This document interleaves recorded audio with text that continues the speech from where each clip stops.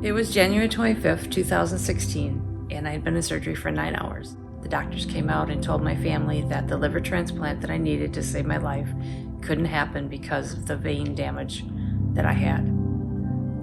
There was nothing more that they could do for me, but they would keep me comfortable for the time that I had left. This was the second time the doctors had told me that I was going to die. The first time, my family and I put our faith and trust in God, and He found a way to cure me. So in that same faith, our daughter looked at the doctors and said, "So what do we do next?" There were some pretty hard days that followed. We waited in faith for the miracle that we really believed God would make happen. And He did just that. 2 weeks later, I received my 4-organ transplant. After 4.5 months, I got to come home. But I was only home for a few days when I had to go back to the hospital for about a week, and this continued on for a couple of months. And I remember the day that I broke. I had gotten another call from Madison telling me I had to come back down, and for the first time I asked God why.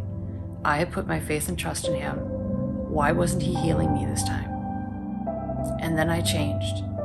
I went through the motions of prayer, but my relationship with God was gone. A few weeks back, Brian talked about what happens when you take your focus off of the goal and think about the things that can go wrong. And that is exactly what I did. And then things went from bad to worse.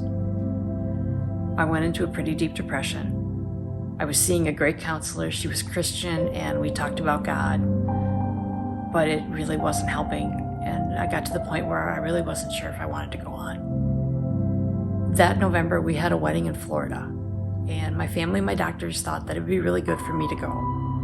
I really didn't want to, but after we were there a couple of days, we had some fun, and then I got sick. So instead of going to the wedding, I went to the hospital. I was pretty scared. I was in a strange hospital with doctors that didn't know my condition, but the doctors in Madison worked very closely with them, and after a few days, I was able to come home.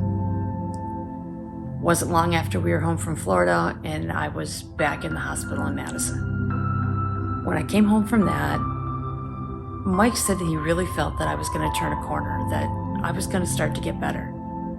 And there was something about the way he said it that time that I really believed. And I just wanted to believe. Matthew 7:7 says, "Knock and the door will be opened." God had never closed the door. I had. And for the first time in 5 months, I knocked on that door. And I was greeted by the love of Jesus in a huge way. I went from someone with severe depression to someone who was absolutely filled with hope. I have not had a single infection since then. And the only time that I was in the hospital was when I had both of my hips replaced. We've recently begun singing Defender by Rita Springer at Lakeside, and that song just speaks to my heart. There's a part of the song that says, "When I thought I lost me, you knew where I left me. You reintroduced me to your love. You picked up all my pieces and put me back together." And that is exactly what Jesus did for me.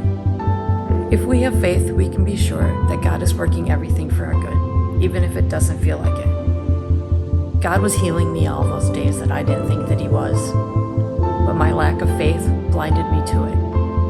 And in His timing, with great power, He showed me that He had never left me, and that He was faithful to me, that He was always there, loving and caring for me. Those months without Him were the loneliest and hardest months of my life, but I will never doubt His love for me, ever again. I know and I have faith that He is constantly walking beside me.